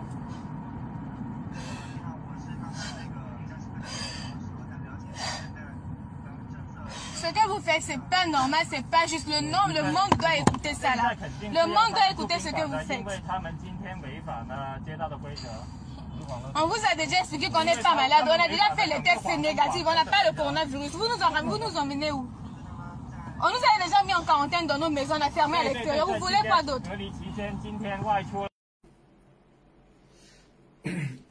Vous venez de regarder, hein, mais je voudrais lancer un appel à nos ambassades qui nous représentent en Chine, que vous soyez l'ambassade du Ghana, du Togo, de Côte d'Ivoire, tous les ambassades africains qui sont en Chine là. Cherchez à savoir où sont partis ces Africains là, où on les a menés, à quelle destination, et pourquoi est-ce qu'on se comporte avec eux comme ça. Mais ils oublient que l'Afrique là, c'est eux qui ont besoin de l'Afrique. Non, on n'a pas besoin d'eux. Mais de toute façon, ce n'est pas de leur faute, c'est la faute à nous. C'est la faute à nous, qu'on ne veut rien faire. Sinon, comment aujourd'hui la Chine va être une puissance du monde? Depuis quand? C'est parce qu'ils ont travaillé. C'est parce qu'ils ont mis leur savoir en valeur. Mais nous, on passe tout notre temps ici là, en train de s'amuser, en train de faire des guerres, en train de faire des palabres inutiles, en train de faire des rapports contre son frère, en train de monter des coups contre son frère, pour faire du plaisir aux autres. Et voilà aujourd'hui, voilà les résultats aujourd'hui. Mais le monde, Dieu l'a créé ensemble, le monde a été créé tous le même jour. Pourquoi les autres sont devant et nous on est derrière? Pourtant la matière première du monde, tout ce que le monde a besoin, même pour les médicaments, même pour les téléphones, même pour les avions, tout, c'est en Afrique, ici, ça se trouve. On a quel problème? Je veux savoir, nous, on a quel problème? Après, vous allez dire qu'on a fait quoi? Hein? C'est nous-mêmes. C'est nous-mêmes. On passe tout notre temps dans les rues en train de... Ces gens, ça, ils avancent, nous, on n'avance pas. On n'a pas dit de ne pas être croyant. Tu peux prier, tu peux être croyant, tu peux être chrétien. Mais ça se fait ici. Tu n'as pas besoin de crier dans les rues, de crier. Allez-y. Mettons-nous en valeur. Regarde ce que les gens nous font aujourd'hui.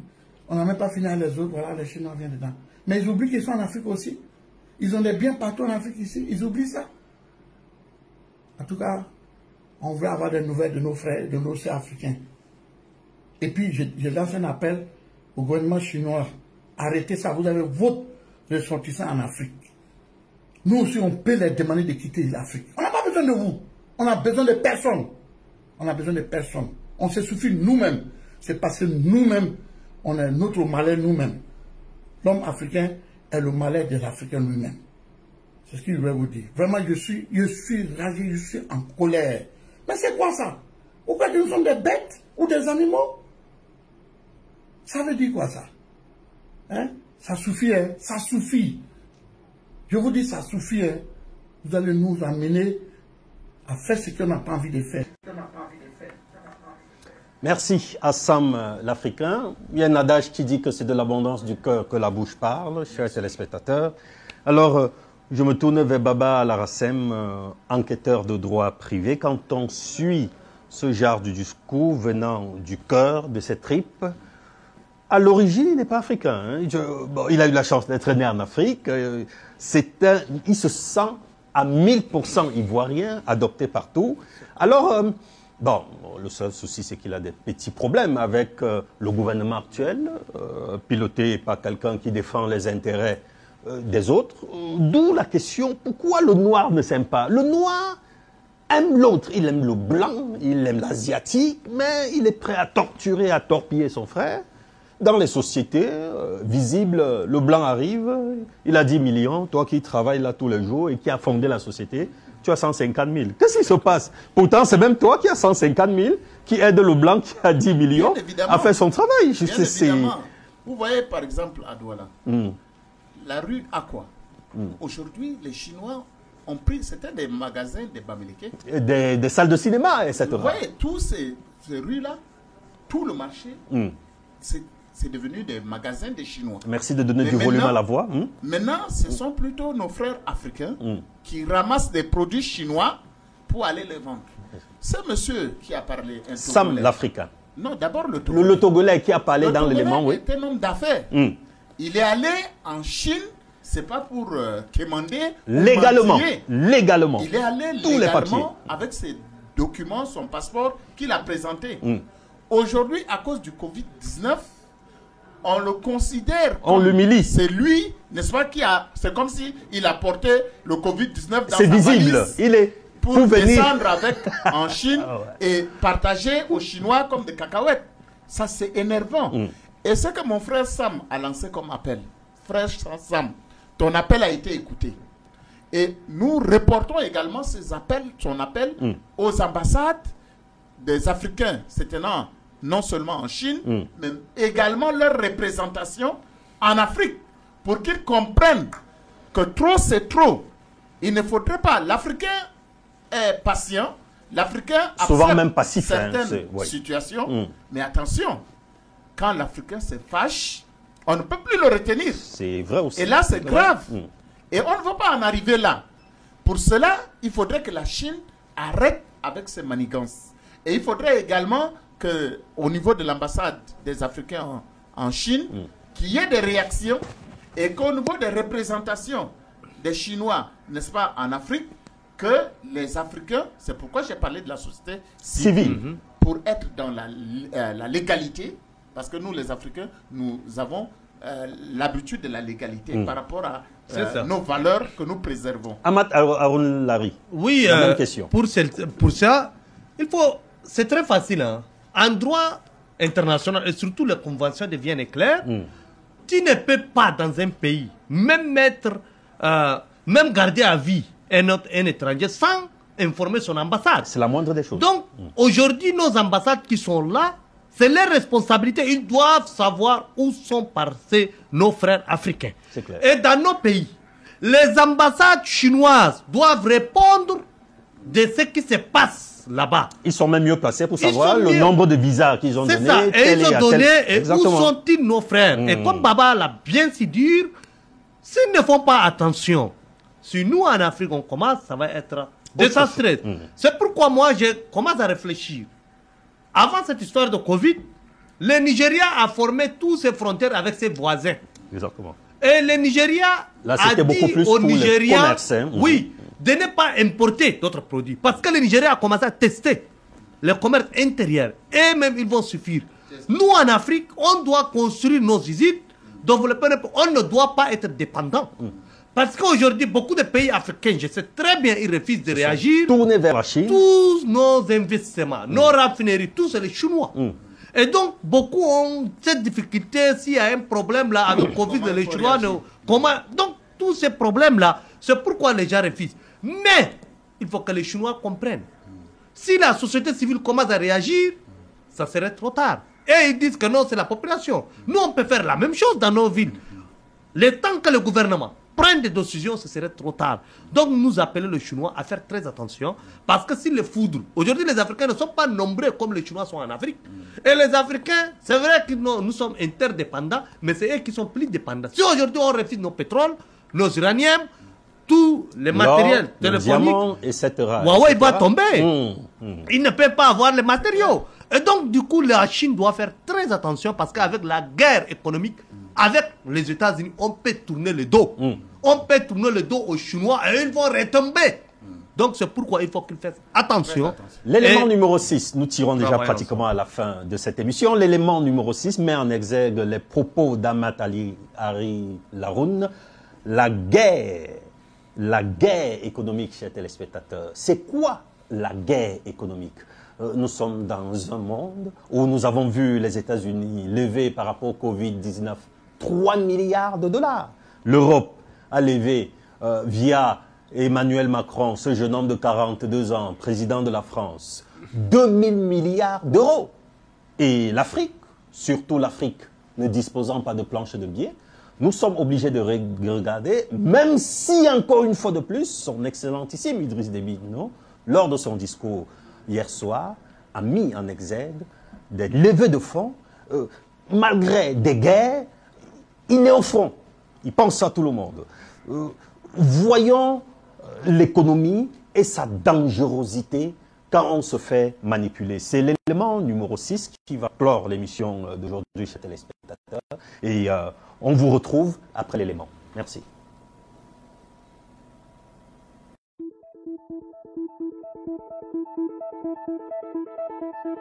Bonjour à tous, aujourd'hui je voudrais vous parler d'Afrique et plus généralement de tous les pays opprimés par le système capitaliste. Notre pays, comme tout l'Occident capitaliste, repose principalement sur l'exploitation des richesses et sur l'exploitation de l'homme par l'homme. Une infime partie est ultra riche, et cette classe n'a pas d'état d'âme, pourvu qu'elle réalise des plus-values à 7, 8, 9, voire 10 chiffres. Ces gens-là considèrent l'humain comme un simple consommateur sur lequel on peut spéculer. Ils organisent plus précisément l'exploitation des plus pauvres, en France bien sûr, mais aussi et surtout sur le continent africain, en Amérique latine et en Asie. Dans les anciennes colonies, dans tous les pays émergents au monde, le capitalisme impose sa loi. Il propage sa com en expliquant aux pays pauvres qu'ils n'ont pas les moyens, et donc qu'il va faire à sa place. La bonne blague. Faire à sa place, pour eux, ça veut dire exploitation des richesses et main d'œuvre facile pour le faire. Voilà la supercherie, le mensonge dans tout son éclat. On fait croire qu'on va aider les pays pauvres alors que c'est par eux que la richesse existe. Comprenez bien que si demain on arrête définitivement d'exploiter ces pays et les habitants, ils s'en sortiraient bien mieux, c'est évident. Mais la réalité est tout autre. Ils sont soumis à une concurrence féroce où les multinationales françaises, européennes, occidentales les écrasent. Alors ils exploitent quoi ces margoulins? Eh bien les fruits exotiques, le café, le chocolat, l'uranium, le cobalt, le diamant. L'Afrique et les pays émergents sont riches, mais pour l'instant riches au service des richesses de notre culture capitaliste. Un pur scandale mondial en quelque sorte. Posez-vous la question suivante. Si tous les pays émergents pouvaient vendre eux-mêmes à des prix décents leurs richesses, que se passerait-il? Eh bien évidemment, le dynamisme économique, l'organisation sanitaire, les conditions sociales se développeraient. La vie serait bien meilleure, et les peuples n'auraient plus besoin de quitter leurs terres en quête d'un monde meilleur. Car ne croyez jamais qu'un homme s'exile pour le plaisir. Lorsqu'il se retrouve aux portes de l'Europe dans des conditions abominables, comme on le sait, il le fait parce que d'où il vient, c'est la guerre, ou la famine, ou bien les deux. Et bien souvent, ce qui crée le chaos chez lui, c'est le capitalisme. Mais qui sommes-nous, nous les Occidentaux, pour ravager des territoires entiers au mépris des exigences écologiques, sanitaires et humaines? Qui sommes-nous pour exploiter en toute impunité des pays entiers, sans nous acquitter évidemment de l'impôt local, et en nous enrichissant impunément des richesses des autres? Comment peut-on à notre époque laisser le monde industriel, sous couvert des États occidentaux, maintenir et développer la pauvreté en Afrique? Comment peut-on laisser développer sur le dos des plus pauvres l'opulence de quelques gangsters nantis de la finance? Comprenez alors combien cette attitude génère de la colère chez ceux qui sont les victimes de cette exploitation sans nom. Comprenez que nous ne sommes pas les gentils petits Français exemplaires et vierges de toute agression dans ce bas monde. Comprenez alors que l'immigration en Europe est le résultat de la violence d'un système qui n'hésite pas à plonger les peuples dans la misère, si c'est pour développer ses profits. Arrêtez de saigner l'Afrique. Arrêter de saigner l'Afrique, c'est comprendre le monde d'aujourd'hui. C'est surtout comprendre qu'il est possible de vivre autrement et d'agir vraiment pour l'avenir, l'humain et la paix. Le capitalisme, vous le savez, engendre bien souvent la guerre. Changeons de logiciel et construisons avec les pays émergents une réelle politique de coopération où chacun aura la totale maîtrise de son économie. Arrêtons l'esprit colonialiste. À bientôt. C'est tout dit. Et c'est même brillamment dit. Mais bon, entre les propos de quelqu'un qui pense que les Noirs, les Blancs, les Jaunes, les Métis peuvent vivre ensemble, en cohésion, l'Africain peut vendre son uranium, ses diamants, au coût qu'il aurait souhaité. Mais bon, c'est bien beau de le dire, mais malheureusement, Baba Laracem, on constate que ce n'est pas ça. On nous impose les prix de ce que nous avons. Les cacao, c'est vendu à Londres et c'est la bourse de Londres qui n'a pas de cacao, qui décide du prix de nos matières premières. Même chose au niveau du pétrole, ça monte, ça descend, on ne sait pas dans quelle alchimie bizarroïde tout cela se met en phase. Et les pays riches, sol et sous-sol comme l'Afrique, sont prétendument pauvres. Et les pays pauvres, par quelle alchimie on ne sait pas, sont devenus riches. Et plusieurs Africains se disent que oui, nous sommes pauvres, nous n'avons rien. Pourtant, tout est là. Alors, nous sommes extrêmement riches en Afrique. Comme l'élément l'a très bien présenté. L'or est en Afrique. Le cacao est en Afrique. Le café est en Afrique. Le coton est en Afrique. L'uranium est en Afrique. Le manganèse est en Afrique. Le fer est en Afrique. Mais Baba, mais Baba Laracem, j'ai l'impression que quand le Chinois se met à bastonner l'Africain, est-ce que ce Chinois-là sait qu'il est en train de taper un homme riche potentiellement? Je pense que non, il y a un problème là. C'est la question, n'est-ce pas, de l'intelligence économique. Parce que comme il a très bien expliqué, le système capitaliste, c'est un système qui ne voit que son intérêt. Violent. C'est une fois que l'intérêt, c'est-à-dire qu'on dit c'est l'intérêt qui stimule l'entrepreneur en économie, c'est ce qui a été expliqué. Donc il ne regarde pas autre chose que son intérêt. Et d'ailleurs, De Gaulle l'a bien dit, la France n'a pas d'amis, la France a que des intérêts. C'est clair. Eh bien, ce système capitaliste est un système voleur. Vorace. Toutes les richesses, n'est-ce pas, aujourd'hui que l'Occident utilise, toutes ces richesses-là sont en Afrique. Et ça appartient aux Africains. Si l'inverse se passait, que ces richesses étaient en Europe, est-ce qu'on dirait, n'est-ce pas, aux Africains de venir proposer leur prix? Comment tu amènes ta marchandise sur le marché, qui est, n'est-ce pas, le lieu de l'offre et de la demande? Tu amènes ta marchandise sur le marché et c'est le vendeur, n'est-ce pas, l'acheteur qui propose son prix.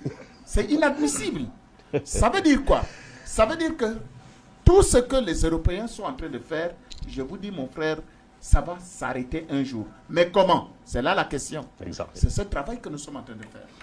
Il faut que les Africains comprennent qu'il ne s'agit pas de traverser seulement la Méditerranée pour aller rester. Certes, ce sont des situations qui les fait partir, mais non. On peut rester ici en Afrique, développer l'Afrique, porter l'image de l'Afrique, parce que les images qui sont portées, n'est-ce pas, en Europe, l'Afrique de guerre, l'Afrique de famine, l'Afrique de maladies, l'Afrique de pauvreté, mais non. Parfois, certains d'entre eux qui sont arrivés pour la première fois en Afrique aussi s'étonnent, des richesses non seulement matérielles et financières, mais des richesses intellectuelles. Mais le problème qui se passe, par exemple, à Mat Haroun Lari, c'est que sur plus d'1 milliard de Chinois, moins de 3% ont visité l'Afrique. Donc, très peu savent ce qui se passe. Les Chinois vivent chez eux. Ils ont tout chez eux. C'est les Africains qui voyagent parce que les conditions, certains se sont arrangés pour que les conditions qui peuvent permettre aux Africains de vivre sur place, ce n'est pas réuni. On nous appelle, nous qui vivons en Afrique, que nous sommes très courageux. Moubarak. On croit que la réussite, c'est quand on est là-bas. Moubarak, le problème c'est quoi? En Chine, il y a une restriction. Ils ne voient que les télévisions chinoises. Exactement. Ils ne diffusent que la culture chinoise. Et ils n'apprennent que la supériorité chinoise. Du coup, nos jeunes africains ne passent pas là-bas. Et lorsque nous on parle là-bas, il faut imaginer comme tu as bien combien de Chinois qui ont fait l'école. Ça aussi, il y a un problème. Nous sommes plus riches. Les Chinois qui viennent ici, c'est des gens qui souffrent de l'autre côté. Nous, en Afrique, on a tout. Comme j'ai dit, vous avez bien dit, nous on va vendre le pétrole, le cacao, parce qu'on ne transforme pas chez nous. Si on les transforme chez nous, par exemple la zone CEMAC, libre circulation des biens et des personnes, mais si on les transforme, les marchandises que je produis au Tchad, je vais vendre au Cameroun, en Centrafrique, en Guinée et autres, on n'a pas besoin d'exporter. En transformant, nous on peut transformer ici, nos cotons vont être ici, nos viandes vont être ici, ils seront obligés de venir chercher au prix que nous voulons. Mais c'est nous qu'on va faire accord ACP. On dit non, pour entrer, les marchandises qui vont entrer en Europe, c'est seulement les bananes. Rien d'autre n'entre. Mais les bananes aussi ont choisi. Donc tous ces problèmes-là, c'est nous. Qu'est-ce que nous, on est en train de faire? Et moi, je n'accuse pas seulement les dirigeants. Nous, la société civile, qu'est-ce qu'on fait? Nos universités, qu'est-ce qu'ils enseignent? Regardez nos universités, ce qu'ils enseignent. On n'a pas de centre d'études stratégiques pour réfléchir, pour défendre. C'est les autres qui viennent avec l'homme militaire. Même les Chinois ont apporté les premières bases militaires chinoises à l'extérieur, c'est en Afrique. Les Turcs viennent avec leurs bases militaires en Afrique. Les Chinois, les Américains, les Canadiens, tout le monde veut venir en Afrique. Convergent en Afrique. Et tout simplement pour défendre leurs intérêts. Qu'est-ce que nous, on est en train de faire? Si le président Idriss Déby n'était pas intelligent et il a profité de Covid qui a ébranlé tout le monde pour anéantir le Boko Haram, on va rester toujours avec le Boko Haram pour nous diriger. Parce qu'ils ne vont pas nous laisser faire. Et aujourd'hui, qu'est-ce que nous, on est en train de faire? Les chats post-Boko Haram. Qu'est-ce que nous, on est en train de faire? On a vu les Chinois au Cameroun, au Nord Cameroun. Je suis obligé de demander à Matt de conclure rapidement parce que nous devions boucler avec l'émission. Oui, et donc ce que nous, on doit faire, c'est de travailler ensemble en Afrique avec nos dirigeants pour développer notre pays. Aucun pays du monde n'est pas développé par le libertinage, mais par un ordre qui met de l'ordre et pour développer son pays. Merci. Chers téléspectateurs de Tchad 24, Polemos, vous voyez, c'est... Bon, nous savons que c'est un peu différent de ce dont certains sont habitués. C'est notre prisme, c'est notre vision de la chose. Si vous trouvez que c'est dynamique, faites-nous le savoir.